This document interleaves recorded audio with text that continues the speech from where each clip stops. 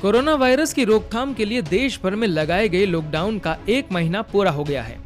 केंद्र सरकार धीरे धीरे इसमें छूट दे रही है। इसी कड़ी में गृह मंत्रालय ने शुक्रवार देर रात एक आदेश जारी कर शनिवार से सभी राज्यों और केंद्र शासित प्रदेशों में रजिस्टर्ड दुकानों को कुछ शर्तों के साथ खोलने की अनुमति दे दी है।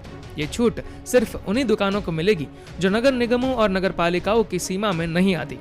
शहरी क्षेत्र में शॉपिंग मॉल्स और कॉम्प्लेक्स अभी नहीं खुलेंगे। हालांकि नगर निगमों और नगर पालिकाओं की सीमा में आने वाले रेसिडेंशियल कॉम्प्लेक्स और आस पड़ोस की सभी दुकानें खुलेंगी। गृह मंत्रालय ने अपने आदेश में कुछ शर्तें भी जोड़ी है। इसके मुताबिक सभी दुकानें संबंधित राज्य और केंद्र शासित प्रदेशों के स्थापना अधिनियम के तहत रजिस्टर्ड होनी चाहिए। इन दुकानों में अधिकतम 50% स्टाफ को ही काम करने की छूट होगी। क्या सभी तरह की दुकानों को खोलने की छूट है? हाँ, अब दूध, फल, राशन जैसी जरूरी सामान के अलावा गैर जरूरी सामान की दुकानें भी खुल सकेंगी। हालांकि इसके लिए सरकार ने कुछ शर्तें रखी है। दुकान खोलने के लिए जरूरी शर्तें क्या है? सोशल डिस्टेंसिंग का पालन करना जरूरी होगा। किसी भी दुकान में 50% से ज्यादा स्टाफ काम नहीं कर सकेगा। सभी को मास्क पहनना अनिवार्य होगा। केंद्र शासित प्रदेश या राज्य के स्थापना अधिनियम के तहत इन दुकानों का पंजीकृत होना जरूरी है। क्या देश भर में शॉपिंग कॉम्प्लेक्स और बाजार खुलेंगे? नहीं।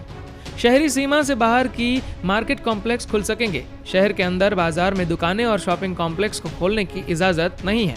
शहरी सीमा से मतलब नगर निगम या नगर पालिका के अधीन आने वाला क्षेत्र है।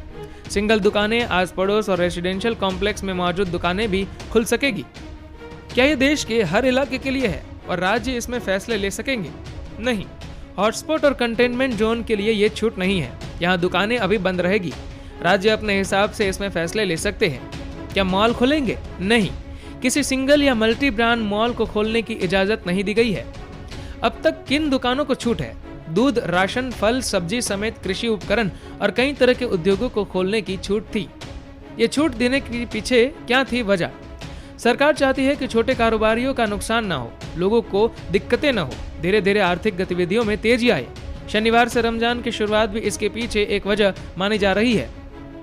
गृह सचिव अजय भल्ला ने आदेश में यह भी कहा है कि नगर निगम और नगर पालिका की सीमा में आने वाली किसी कॉलोनी, रहवासी क्षेत्र के आसपास स्थित दुकानों को खोलने की छूट होगी। हालांकि नगरीय निकाय सीमा के दायरे में स्थित बाजार की दुकानें 3 मई तक बंद रहेगी। कुछ सेवाएं जनता कर्फ्यू यानी 22 मार्च से लेकर लॉकडाउन के दूसरे चरण के खत्म होने तक चालू रहेंगी। इसमें बैंक, पेट्रोल पंप के अलावा और जरूरी सेवाएं शामिल है। 25 मार्च को देश में लॉकडाउन लागू करते ही कुछ सुविधाओं पर रोक लगा दी गई थी। इसमें घरेलू और विदेशी यात्री उड़ानों के साथ बस, ट्रेन और दूसरी तरह की पब्लिक ट्रांसपोर्ट सेवा शामिल है। ये सभी सेवाएं 3 मई तक बंद ही रहेंगी। वेल दोस्तों, इस वीडियो को लेकर आपकी क्या राय है नीचे कमेंट करके जरूर बताएगा और ऐसी और भी लेटेस्ट वीडियो के अपडेट के लिए चैनल को सब्सक्राइब करिए और बेल आइकन दबाइए।